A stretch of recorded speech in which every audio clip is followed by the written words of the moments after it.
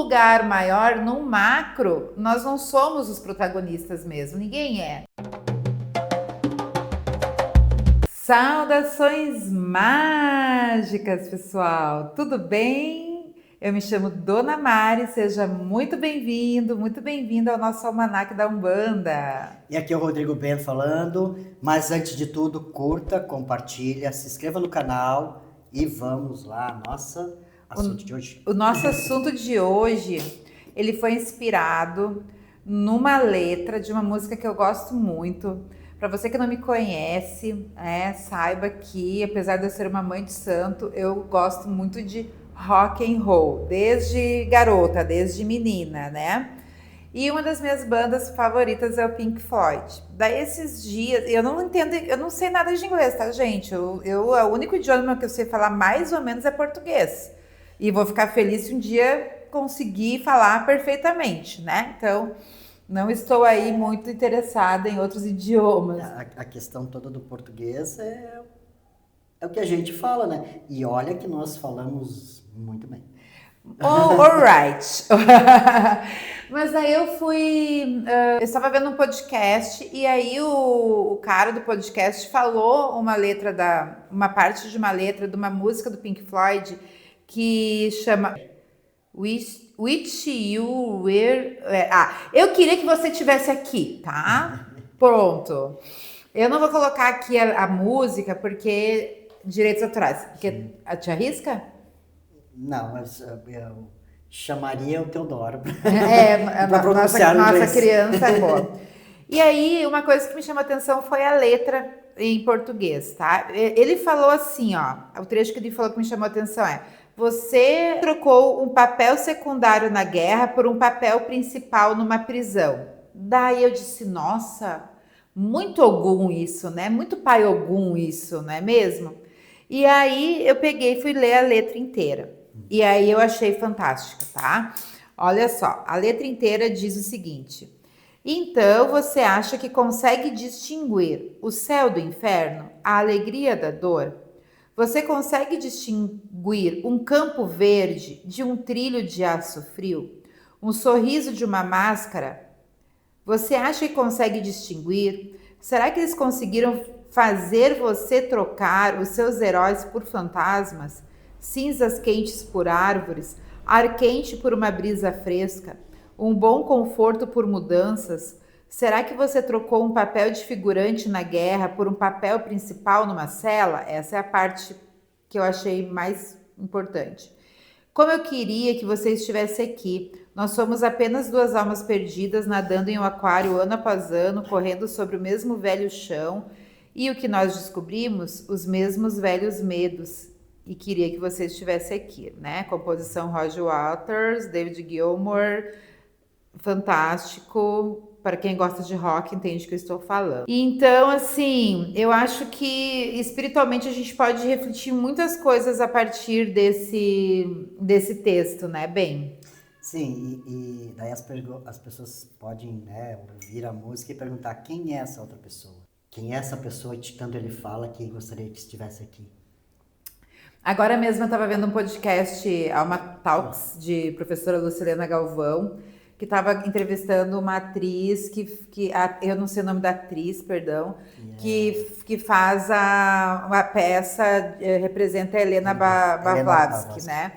E aí a professora Lucilena Galvão falou que é muito importante que nós sejamos pessoas boas, porque quando alguém cair no inferno, a gente vai ter que ir lá para resgatar. Porque a única forma de nós chegarmos ao céu são todos juntos. Então esse outro que eu gostaria que vocês, que o Roger fala muito, gostaria que você estivesse aqui, eu acho que é muito todos nós, né? Eu gostaria que você estivesse aqui, né? Eu gostaria que você estivesse até num lugar melhor que o meu, porque se você estiver num lugar melhor que o meu, é mais fácil de eu chegar até lá. Aqui eu já vejo que era ele mesmo antigamente. Todos aqueles sonhos que nós temos, sabe? Tudo aquilo que daí o quê? Desiste num certo tempo, né? De ser o protagonista ou ser o coadjuvante na vida dos outros, para ser o protagonista numa cela, né? É as escolhas que a gente faz para ter aquela recompensa, né, que é dito, Ó, deixa eu trazer minha tese filosófica sobre esse trecho da música que diz, né, que você trocou, vou aqui nesse aqui que eu você gosto trocou um mais, papel né? secundário. Será que você trocou um papel de figurante na guerra por um papel principal numa cela? Né? Vamos começar por aqui. É assim, papel secundário na guerra. O que é um papel secundário na guerra dentro dessa tese filosófica aqui? Né, que traz muito Ogum para frente, né? Ogum é o deus da guerra dentro da mitologia africana. E aí, se você for ler uma lenda de Ogum, a gente pode até trazer outro dia, mas ele era o mais sanguinário, ele fazia, acontecia, bordava, tecia, porque ele queria conquistar o mundo e ele estava disposto a fazer qualquer coisa, né? Sim, o intuito dele era a conquista, era conquistar o mundo. E ele tinha amor pela batalha, né? Não era para ele ter as coisas, era para ele sentir-se. Era o sentido da vida era as conquistas. Tanto né? Não que era ele... o matar, tem muita... Não, aquilo ali era só um caminho até ele chegar para as conquistas. Não era para acumular riqueza. Tanto que ele chegava no reino que era conquistado, era dividido. Não era para ele. Sim. Então, ele era um conquistador, né? Só que numa guerra, e aí a gente pode falar numa guerra ou na vida, né? A gente, dentro de um sistema, dentro de um processo coletivo, a gente nunca tem o papel principal. A gente sempre é algo como figurante, né? Por quê? Vamos lá. Eu e o Rodrigo, na vida do Rodrigo, eu sou coadjuvante. O papel principal é dele. Então, na minha vida, ele é coadjuvante. Na vida dos meus filhos, por exemplo, meu filho que é casado e tem a vida dele, eu sou figurante. Dentro da sociedade, eu também sou figurante. Existem outros atores movendo tudo que está acontecendo ao meu redor, entendeu? E aí, quando o ego não está bem preparado para isso, o que acontece? Eu me coloco numa cela, que seria um lugar até meio de vítima, porque quem está numa cela foi o quê? Sim. Vítima, né? Ele foi vítima de alguma situação que ocorreu ali. E aí eu viro o ator principal dentro de uma cela. Porque eu não quero lutar, eu não tenho controle sobre o mundo, eu fico ali naquele sofrimento, naquele lugar de sofrimento, e aí aquilo ali vira um filme, né? Aquilo ali vira um filme.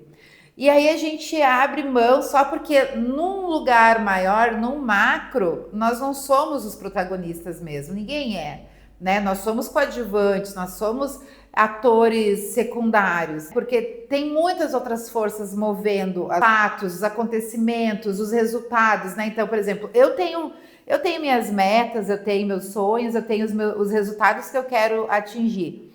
E tem uma parte que é minha, que eu posso fazer.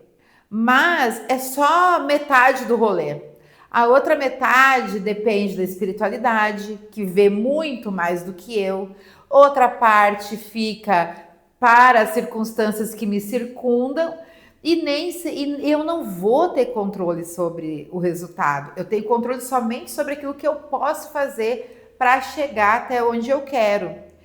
E olha que louco, mesmo não sendo a atriz a principal, não sendo protagonista perante esse macro todo, quando eu me torno protagonista daquilo que é meu, daquilo que eu posso fazer, daquilo que é a minha parte, normalmente, na grande maioria das vezes, vai acontecer aquilo que eu busco. É justamente isso. Quando tu assume que tu só pode lidar com as tuas coisas, que tu sai do papel de vítima, desse protagonismo aí de uma prisão, e tu diz, não, eu posso me libertar, e vamos, e as circunstâncias todas começam a favorecer, né? Por quê? Porque tu saiu daquela prisão e tu abriu, porque daí tu sai quer ser um coadjuvante, não, tu assume uma coadjuvância no mundo, mas tu é o teu ator principal na tua vida.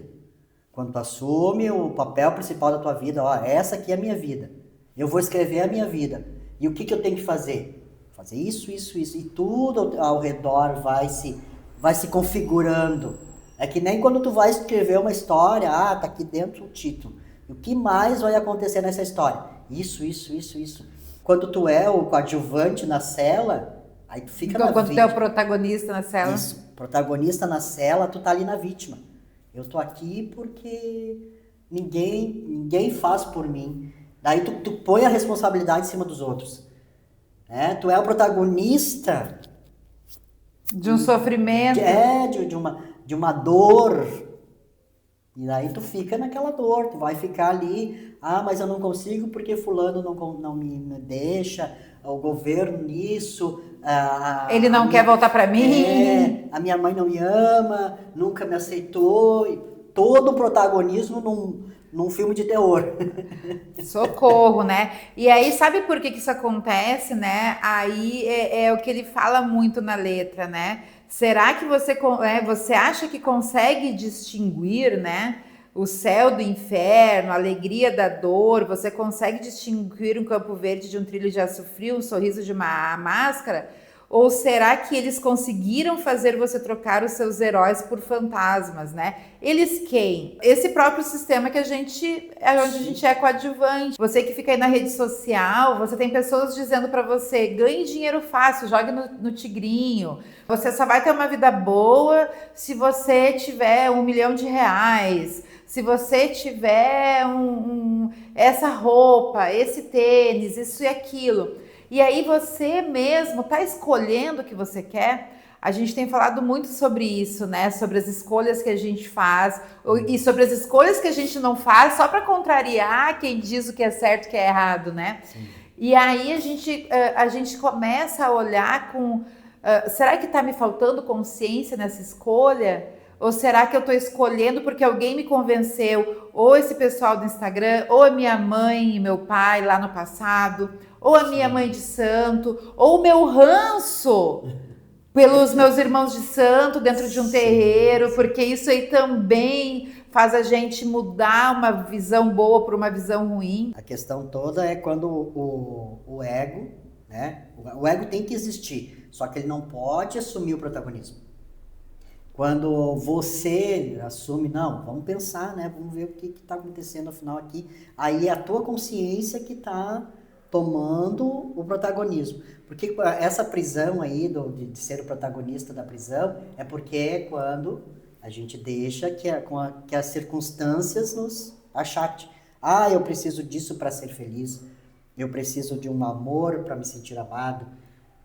Eu preciso de dinheiro para me sentir rico.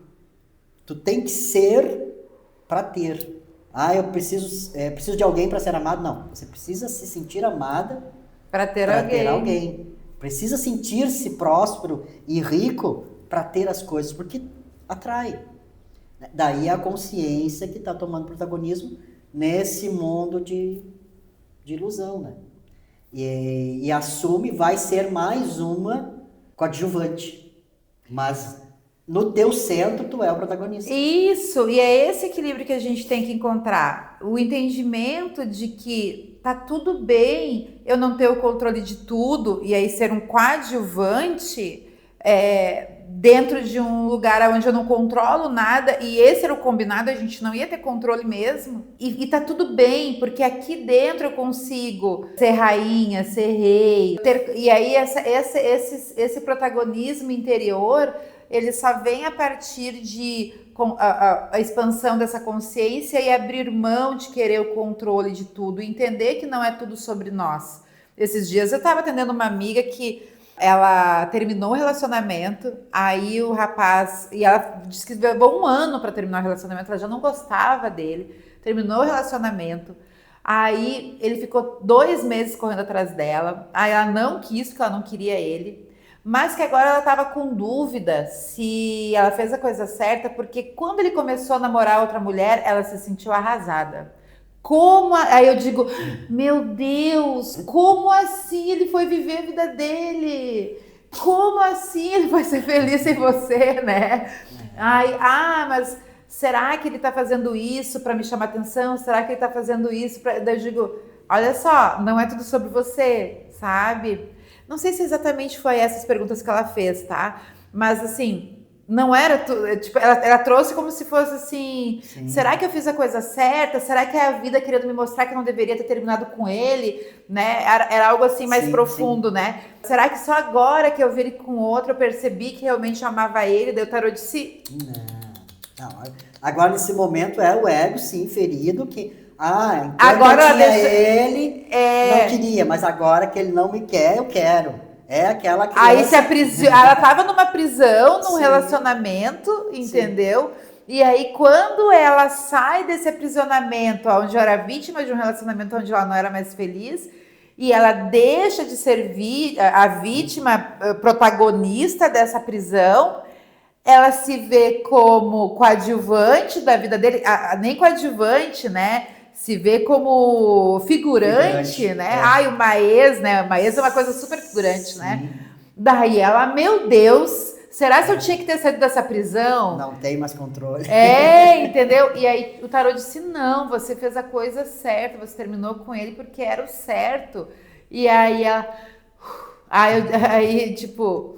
Gente, sabe? E quantas mulheres não estão fazendo isso e nem sequer admite? Ela ainda teve a humildade de dizer, não gostei que ele foi namorar com outro. E aí quando eu digo, ei, não é sobre você, ela riu, ela abraçou. Então quer dizer, ela tem muito mais consciência e estava a fim de estar bem, né? Apesar da situação. E quantas outras não querem sair da prisão? Às vezes às vezes você acaba saindo de uma prisão porque ou você sai da prisão ou você morre. Sim. Relacionamento, alguma coisa. Mas quando você deixa de ter aquele protagonismo e aí você toma um pouquinho mais de gordurinha para sobrevivência, você acaba querendo voltar porque sua mente se acostumou com aquele protagonismo, né? Sim, é aquela situação do conforto, né? Tá na zona de conforto, ali estava bom, porque eu não quis sair. Teve ontem uma cliente mandou, né, uma moça mandou uma mensagem assim, me separei, ele era abusivo, me batia, bababá, e daqui a pouco ela pergunta, será que ele volta? Inclusive tem uma medida protetiva. Aí eu ainda não parei para responder para ela, porque isso daí me chocou, né? Pô, separou porque era agressivo, quase matou, não dava nada e ainda tem mais a medida protetiva e ela ainda pergunta se... Mas isso é bem comum, sabia? Pessoas próximas, que eu conheço assim, pessoas próximas, aconteceu algo... Bom, tu sabe? Sim. Aconteceu algo parecido, né?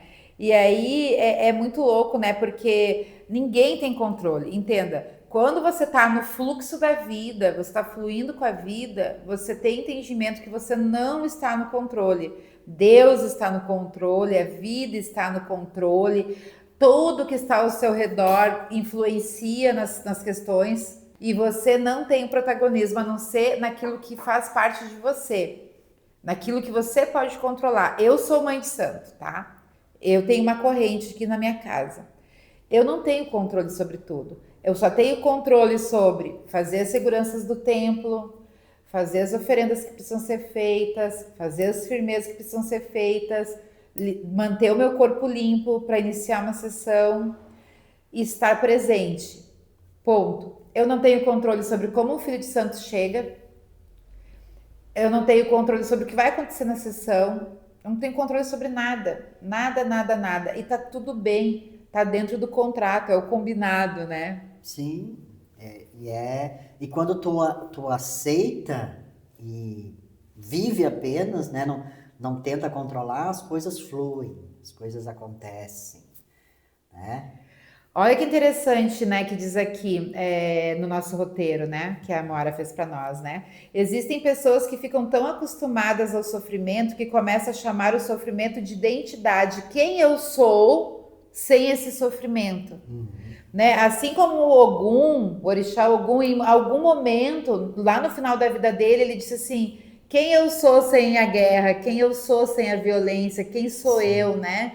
Aquilo ali virou a identidade dele, daí ele disse assim, ah, não, já chega. Foi quando ele... Ele se tornou orixá. Ele se tornou orixá no momento que ele disse assim, não, isso não sou eu. Então, a guerra não era ele, né? As conquistas era algo que ele buscou, mas não era quem ele era. E quando as pessoas reconheceram ele como aquilo que ele fazia e não como aquilo que ele era, ele disse, não, abro mão de tudo isso.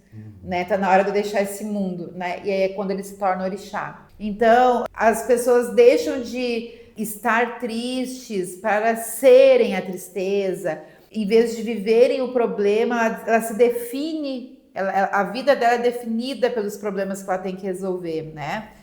Então é uma prisão. A dor passa a ser o protagonismo e a pessoa se integra, de integração mesmo, se integra, se entrega e se integra, né, com a dor. Porque daí começa a assumir, eu sou assim. E quando tu passa no eu sou, tu se torna aquilo. A identidade, né, começa a virar uma... Que nem o meu filho, né, meus filhos falam muito, são adultos, né, a gente conversa muito, né, abertamente sobre as coisas. Aí um filho disse assim para mim esses dias, ai mãe, mas é que você é controladora. Daí eu disse, olha, eu tenho sido controladora, mas eu faço terapia há muitos anos e já fui muito pior. Tenho me trabalhado durante toda a minha vida para poder fluir mais com a vida e não querer ser tão controladora. E eu acho que eu tenho me saído bem, assim, né? Do lugar da onde eu saí, aonde eu estou hoje. Sim. É que a gente daí vai aprendendo e vai vendo que aquilo ali vai se tornando até pesado. Ai, adoece, né? E é uma coisa que, tomando consciência, a gente vai soltando, gente, assim, soltando. Ó, a gente aprende pelo amor ou pela dor. E aí a gente não pode normalizar a dor. A gente não pode normalizar. O problema é que muitas pessoas normalizam a dor. A gente não pode normalizar a dor. Eu não sou boa para dor. Eu não sou resistente à dor. Eu começo a doer, eu quero me livrar. O que tá me fazendo doer? O que tá me doendo aqui, né?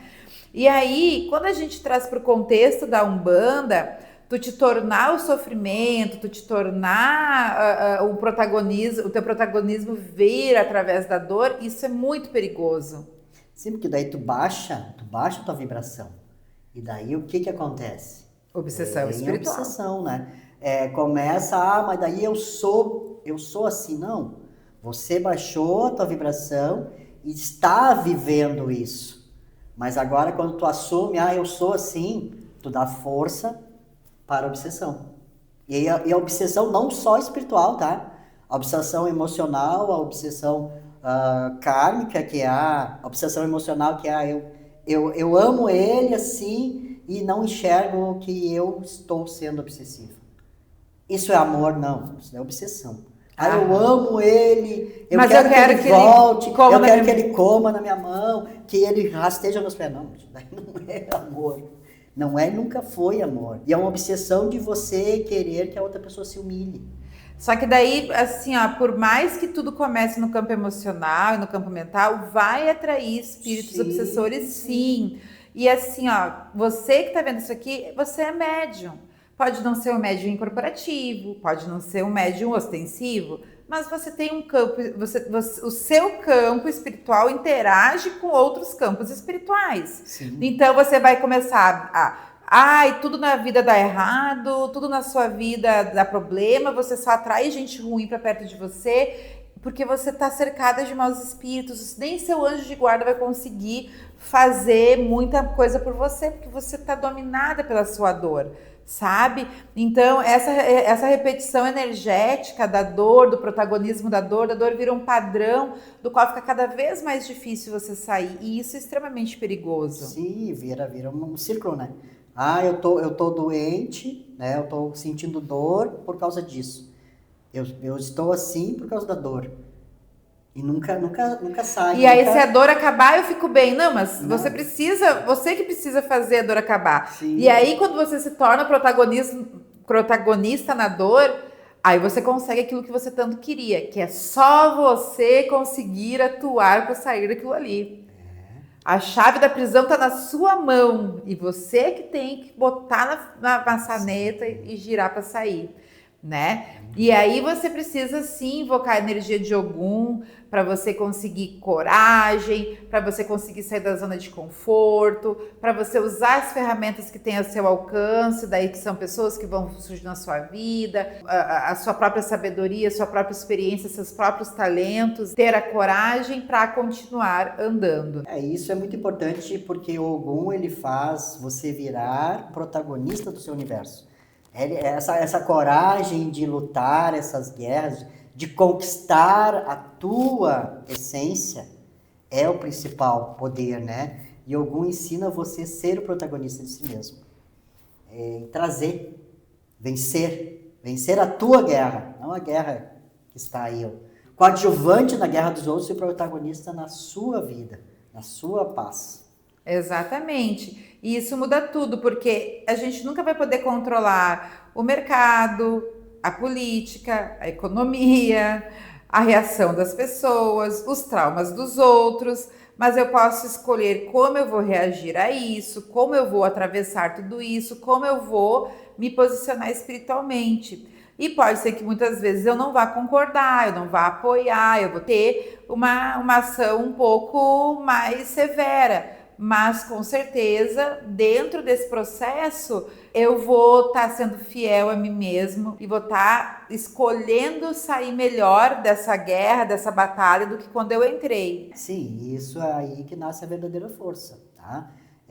Não na fantasia do controle absoluto, né, que as pessoas acham, eu vou controlar ele, ou vou controlar a minha vida. Não, ninguém tem, nem da própria vida, mas é a reação conforme o que está acontecendo. É você reagir ou agir, né? Porque a reação é aquele automático. Aconteceu tal coisa. Respira e vamos ver qual é a ação que eu tenho que tomar para que seja melhor para mim, tá? E na dignidade diante das batalhas. Te posicionar, tá? Lá eu vou fazer diferença? Não, então eu vou fazer a diferença aqui comigo. Na minha vida. Ai, dignidade já, entendeu? Porque, olha, tu não se iludir com esse protagonismo na dor. Todo mundo quer ser centro, mas isso é uma coisa tão infantil. Gente, eu tô estudando... Eu comecei uma graduação, né? E aí eu tô fazendo... E essa graduação é Ciências da Religião, né? Porque eu tenho umas pesquisas que eu quero fazer, eu quero escrever alguns materiais, e eu sempre quis ter a parte acadêmica como uma base importante de tudo que eu faço. E até hoje eu nunca tinha tido tempo, condições de fazer, mas agora que eu cheguei num lugar um pouco melhor na vida, eu digo, não, agora é a hora de eu fazer essa graduação, né? E aí eu tô fazendo Ciências da Religião. Só que é uma licenciatura, então a gente acaba estudando psicologia da educação e tudo mais. Então eu estava lendo sobre psicologia da educação e aí sobre as pesquisas de Piaget, né, na educação construtivista e tal, e as pesquisas que ele fez das crianças desde quando nascem até ficarem adultos, né?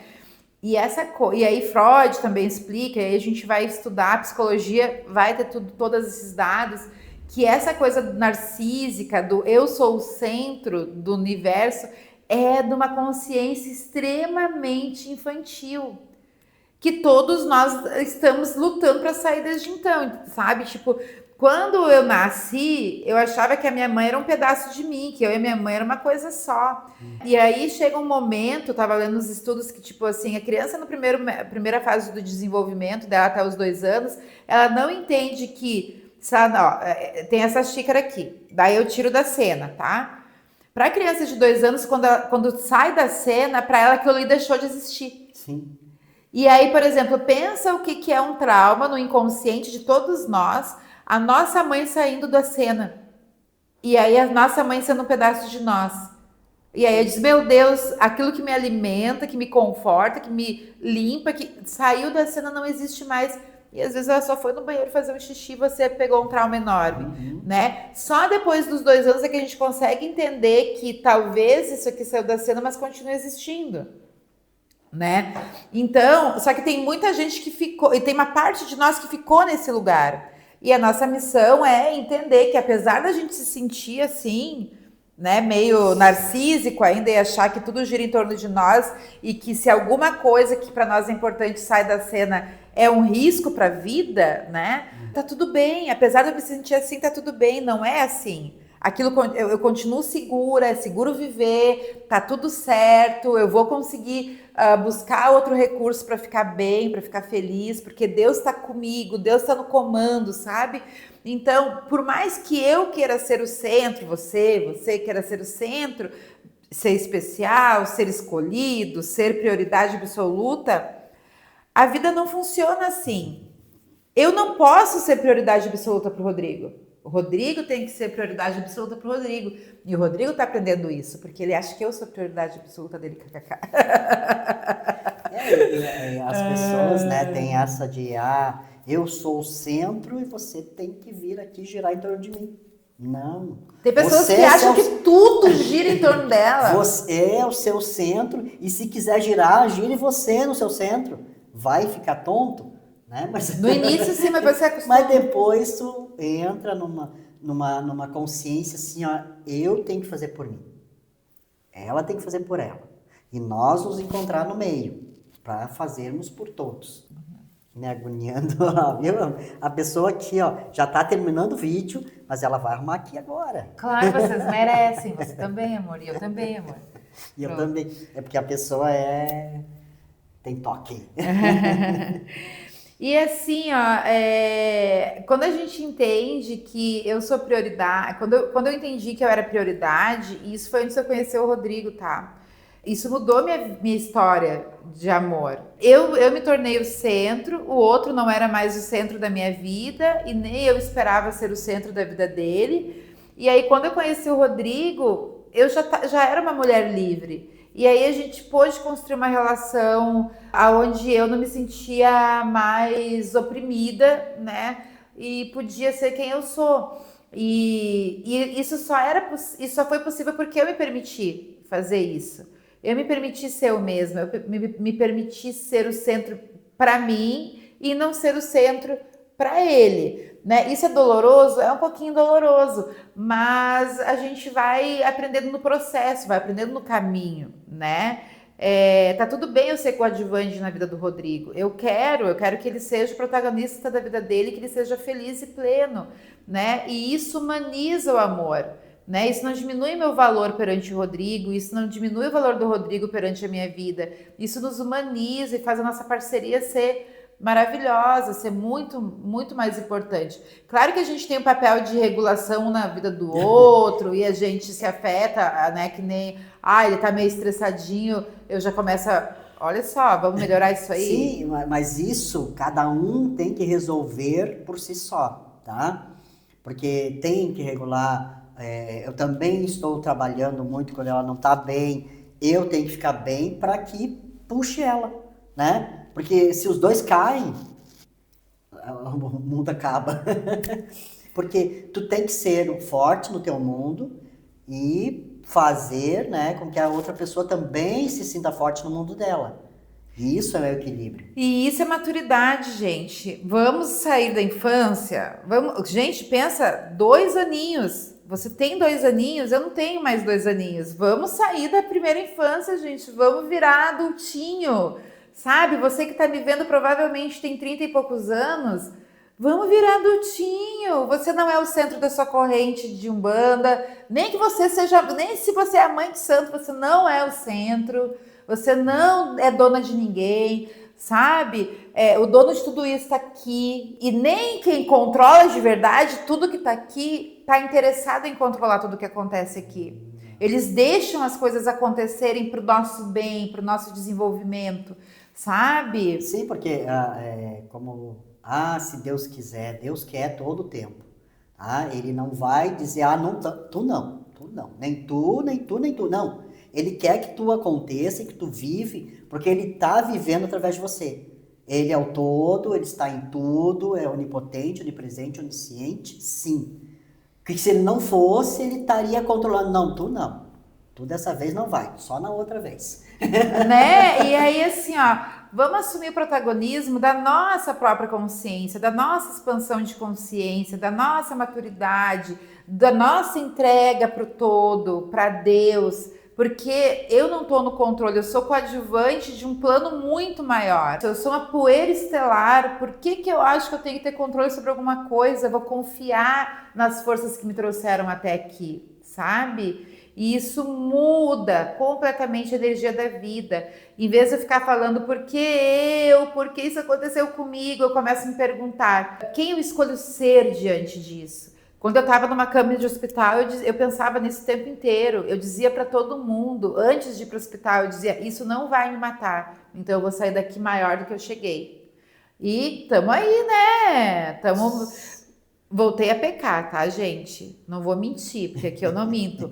Mas me levantei, tô me levantando rápido. Não vou, eu posso ter pecado, mas eu vou ter uma outra ação perante o que eu pequei. E vou agir de outra forma agora, diferente do que eu agi da outra vez. Porque sempre dá tempo da gente mudar a forma que a gente caminha sobre a terra. Sim, acreditar sempre no melhor, tá?